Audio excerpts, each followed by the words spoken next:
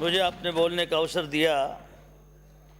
चाहे पक्ष विपक्ष सबकी चिंता है सभापति महोदय पानी के लिए।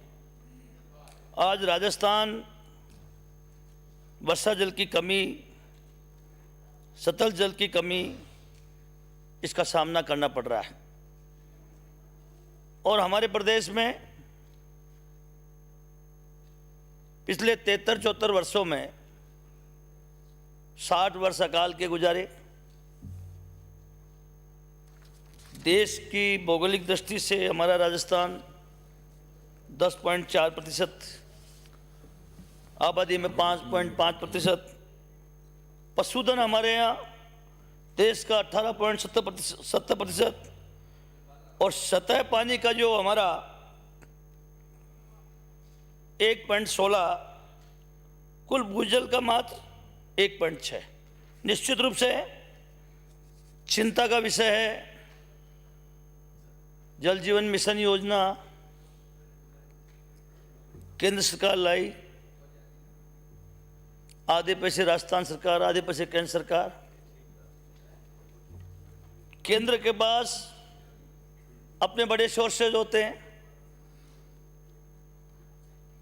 प्रतिपक्ष के लोगों को तो धन्यवाद देना चाहिए राजस्थान के मुख्यमंत्री को कि विपरीत परिस्थितियां, आप राजस्थान की स्थितियों को समझ रहे हैं।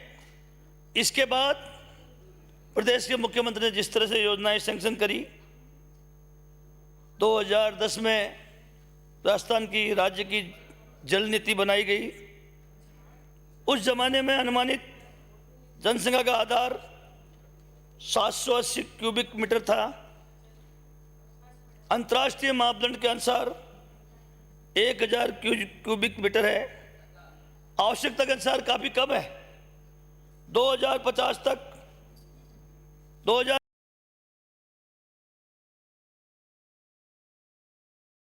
तक अगर हम सोचते हैं तो 450 क्यूबिक मीटर तक पहुंचने की संभावना है।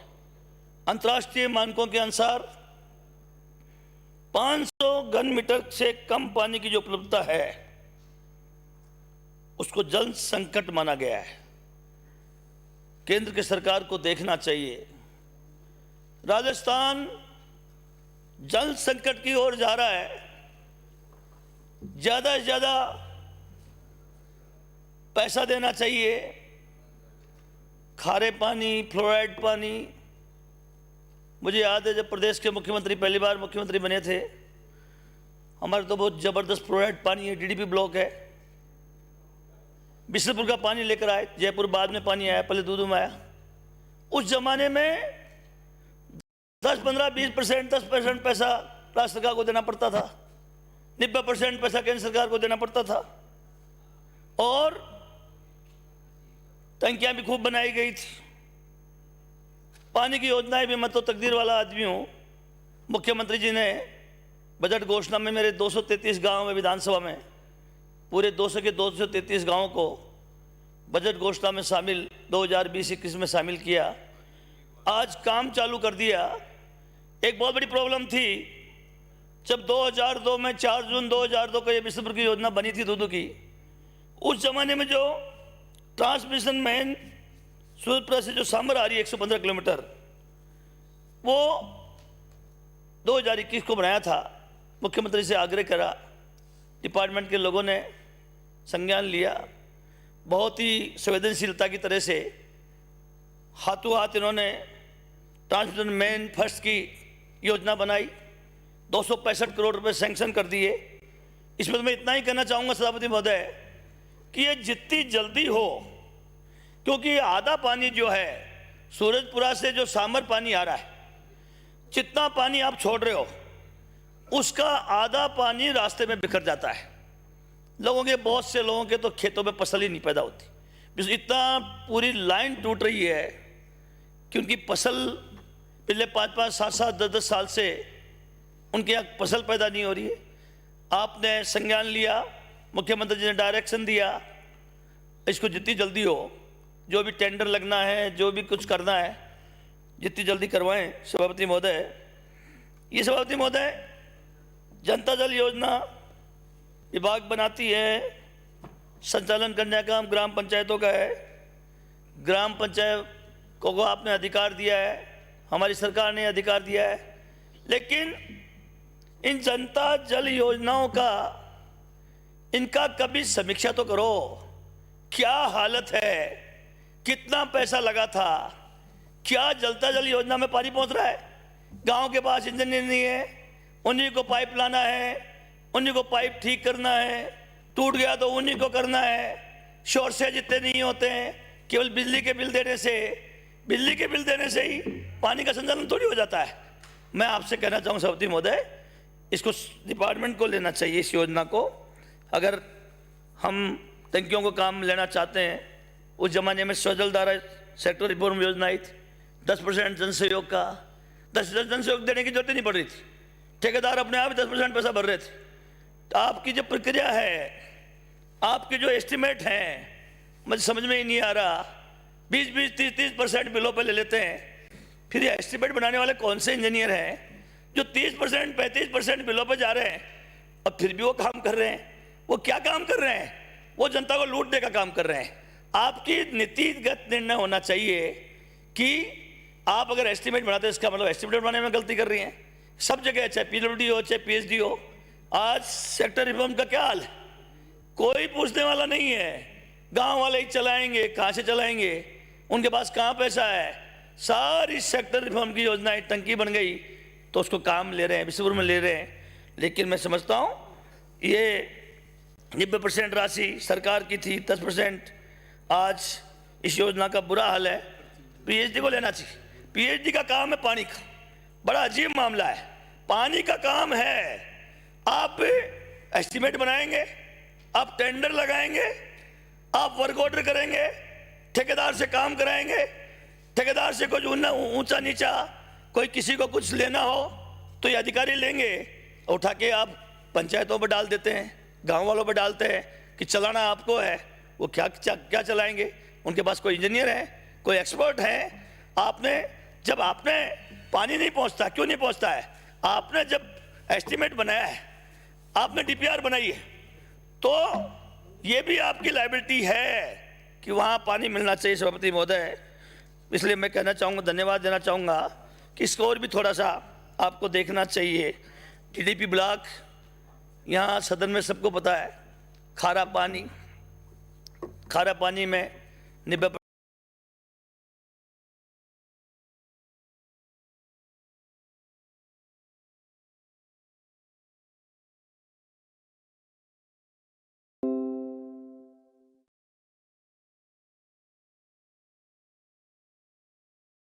90% राशि केंद्र सरकार, 10% राशि राजस्थान सरकार। इतना इस जल जीवन मिशन के नाम पे आधे के चक्कर में तो DDP योजना को भी खा गए। आज भी आपको याद होता होगा प्रधानमंत्री ग्रामीण सड़क योजना, चलिए अब कोई बात नहीं, आधा पैसा लग रहा है या 60-40 लग रहा है, लेकिन जब राजस्थान में 1000 की आबादी के गांव को सड़क से जोड़ते थे, DDP में 500 को जोड़ते थे। जब 500 में जोड़ते थे तब 250 को जोड़ते थे, और आप इधर DDP में 90% पैसा देते थे। आप जल जीवन योजना की बात कर रहे हैं, वो DDP ब्लॉकों को कम से कम राजस्थान में आप और जगह नहीं दे सको। DDP ब्लॉक तो बहुत पिछड़े ब्लॉक है, बेचारों पर पानी नहीं है, खेती भी वहाँ पर ऐसी फटी हुई रहती है, जमीन खारी है, किसान मजदूरी पे, किसान जो खेती करने वाला वो भी मजदूरी करता है, नरेगा में जाता है। तो कम से कम राजस्थान सरकार की तरफ से जाना चाहिए। अगर ये तय पूरा राजस्थान का नहीं करें तो DDP ब्लॉक में तो कम से कम आज भी आपने जो कनेक्शन दे रहे हैं जल जीवन मिशन योजना, 2250 रुपये बल एक गरीब आदमी से ले रहे हैं। 2250 रुपये गरीब आदमी के लिए बहुत मुश्किल है। DDP ब्लॉक में 1150 ले रहे हैं, इसमें तो छूट है। DDP ब्लॉक में मेरे दूदू और मौजमाबाद में दोनों तहसीलों में लेंगे तो 1150 रुपये ले रहे हैं, फागी में लेंगे तो 2250 रुपये ले रहे हैं। मैं समझ रहा हूँ उस गरीब वह बिल तो दे देगा आपको, वो 2250 रुपये झोपड़ी में रहने वाला आदमी जो 10% आपने जन सहयोग का जोड़ रखा है, अगर झेलना ही है तो फिर 50-50 झेलो ना, 45-45 का क्या मामला है? वो बेचारा गरीब आदमी 2250 रुपये कहाँ से देगा? मेरे समझ में समझ से बाहर है सभापति महोदय, इसलिए मैं आपसे कहना चाहूँगा, ये पिछली बार ट्यूबवेल दिए थे आपने, अब बहुत से हैंडपम्प दिए थे, सौर ऊर्जा वाले भी दिए थे, हमने भी लगाए। आपने कई जगह हमारे क्या है, खारा पानी जो ही ज़मीन में खोदते हैं नीचे जाते हैं तो खारा आता है, थोड़ा कम खोदते हैं बरसात का पानी जहाँ तलाइयाँ भरी रहती है वह मीठा आ जाता है। मैंने अभी तक 10 ट्यूबवेल में से एक ट्यूबवेल भी नहीं लगाया, इसलिए नहीं लगाया, ट्यूबवेल नीचे जाएगा तो खारा पानी आएगा। मैंने मंत्री महोदय से एक पत्र मैंने निवेदन किया था कि 10 ट्यूबवेलों का जो आपने दिया है इसका जितना बजट होता है उतना बजट का मुझे हैंडपम्प दे दो, जो तो मैं तलाई के तालाब के पास लगा लूँ, जो लोगों को पीने का मौका मिल जाए। जब आप 10 ट्यूबवेल का पैसा दे रहे हो, कितना पैसा उस 10 ट्यूबवेल बनता है उतना मुझे हैंडपम्प दे दो, जिससे मैं उसको कर लूँ। सभापति महोदय, हमारे यहाँ बिसलपुर की योजना बहुत पहले आ गई थी और उस टंकियाँ भी बनी थी और 233 गाँव की सब योजनाएं सैंक्शन हो गई, लेकिन इसे दूदू में 108 गाँव, 27 गाँव अलग, 13 गाँव अलग, 161 गाँव अलग, लेकिन सभापति महोदय पहले से टंकी बने हुई थी, दूरी में तो कम है, कहीं 3 किलोमीटर को आप उस उच्च जलाशय से कौन सी जगह पानी दोगे, कौन सी जगह पानी देना है, पहले से उच्च जलाशय बना हुआ था, आपने उसमें जोड़ दिया इस गांव से इस टंकी से पानी देंगे। जहां टंकी बनी हुई है उससे 10-10, 15-15 मीटर ऊपर के गांव का आपने ले लिया, उसमें प्रोविजन में कर लिया है। टंकी जहां बनी हुई है, जिस तल में बनी हुई है उसे 8-8, 9-9 मीटर ऊपर दूसरे गाँव को जोड़ रखा है। मैं आपसे कहना चाहूँगा, आपका तो बिलों पे भी टेंडर जाता है और आपके पास इसमें आपको जो पानी पहुंच जाए, उन सब जगह पानी पहुंच जाए, आपको और उच्च जलाशय लेना चाहिए। अगर सरकार चाहती है हर घर को टूटी मिले तो कम से कम सरकार का ये दायित्व बनता है हर घर तक पानी पहुंचे।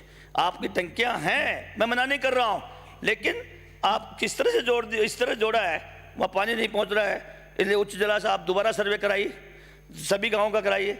आपने लोकल नए सोर्स नहीं लिए हैं, बहुत कम लिए हैं। दूदू में मेरे 108 गांव हैं, आपने दो कुएं लिए। अब लोकल जहां तलाई तालाब है, आपके पास बिशनपुर का एक बांध है, लोकल सोर्स का भी आपको ध्यान रखना चाहिए। पुराने जो बने हुए हैं उनको तो आपने शामिल किया है कि उस लोकल सोर्स से भी पानी लेंगे, लेकिन तलाइयों के पास, तालाब के पास बरसात का पानी जहाँ रखता है उसके आसपास आपको नए कुएं बनाने चाहिए, जिससे लोकल सोर्स से भी काम चल जाए। सभापति महोदय, मैं धन्यवाद दूंगा मुख्यमंत्री जी को कि जल की गुणवत्ता की दृष्टि से। सभापति महोदय, मुझे जितना टाइम दिया उतना तो बोलूँ, उतना ही बुला रहा हूँ आपको। हाँ, जल उपलब्धता का मैं धन्यवाद दूंगा। कोरोना काल के बावजूद भी 60,600 करोड़ से अधिक लागत की परियोजनाएं स्वीकृत करी, 35,770 गाँवों को लाभान्वित करने की इसमें प्रोविजन रखा है। सभापति महोदय, आपने ये 24 परियोजना भी शामिल करी है, 12,24,000 लोगों को शुद्ध पानी पहुंचाने का मुख्यमंत्री ने इसमें प्रावधान रखा है। आपने 36 वृहद पेयजल योजना भी रखी है। मैं एक निवेदन करना चाहूँगा सभापति महोदय, आपका बांसवाड़ा बांध मैंने मंत्री महोदय से भी कहा है, मैंने प्रिंसिपल सेक्रेटरी साहब ACS साहब से भी कहा है और मैंने मुख्यमंत्री जी को पत्र दिया है। ये जो अधिशेष पानी है आपका माइक, हालांकि आपने अब लिया है, आपने डूंगरपुर, बांसवाड़ा, प्रतापगढ़, चित्तौड़गढ़ कई जिलों में आपने माई बांध से पानी लेने की बात करी है, लेकिन इन बांधों पर जाने इतना अधिशेष पानी है। मैंने रिक्वेस्ट करी थी सभापति महोदय, चित्तौड़ में एक गंभीरी बांध, माई बांध से केवल 100 किलोमीटर दूर है, 100 किलोमीटर आप पाइपलाइन डाल दीजिए, जमीन के अंदर पाइप डाल दीजिए, माई बांध में, उसमें गंभीरी बांध में डाल दीजिए।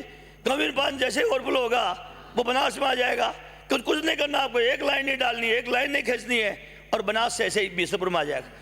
आप बिसलपुर से अजमेर पहुंचाना चाहते हो, टोंक पहुंचाना चाहते हो, पूरे जयपुर को पानी देना चाहते हो, नागौर में भी नागौर के आपने भी नावा क्षेत्र को भी लिया था, तो आपको बिसलपुर का तो देखना चाहिए कि बिसलपुर का जो सोर्स तो हमारे पास, इसको बढ़ाना सोचना चाहिए। 100 किलोमीटर लाइन डालनी है, एक पैसा खर्च नहीं करना है, उस माई बांध के पानी को आपको बिसलपुर में लाना चाहिए। मैंने बार बार लिखकर भी दिया सभापति महोदय, कि मैं ये भी निवेदन करना चाहूँगा सभापति महोदय, ये मुख्यमंत्री जी को धन्यवाद दूँ। पूरी राजस्थान नहर परियोजना ERCP में, मैं खत्म कर रहा हूँ, उन्होंने, हालांकि प्रधानमंत्री जी ने घोषणा की राजस्थान में दो जगह राजस्थान में घोषणा करी सभापति महोदय। अभी मुख्यमंत्री जी ने इस योजना को आगे बढ़ाने का काम किया है। 13 जिलों में, जयपुर जिले में 4 बांध है। श्रीमती दीप्ति किरण माहेश्वरी। सर एक मिनट केवल, 4 बांध है सभापति महोदय जयपुर जिले में, कानोता, राजगढ़, कालक, छापरवाड़ा। और मेरा कानोता ले लिया गया है, जमारामगढ़ ले लिया गया है, छापरवाड़ा बांध को इसमें शामिल नहीं किया है। मैं मुख्यमंत्री से आग्रह करूंगा कि छापरवाड़ा बांध को भी शामिल करें, उसके बाद कालक बांध को भी शामिल करें। आपने मुझे बोलने का मौका दिया सभापति महोदय। आप तो जानते हो मैं तो अनुशासित रहता हूं, आपका हुक्म है तो बैठ जाता हूं, बोलना और चाह रहा था, फिर भी मुझे मौका दिया, धन्यवाद।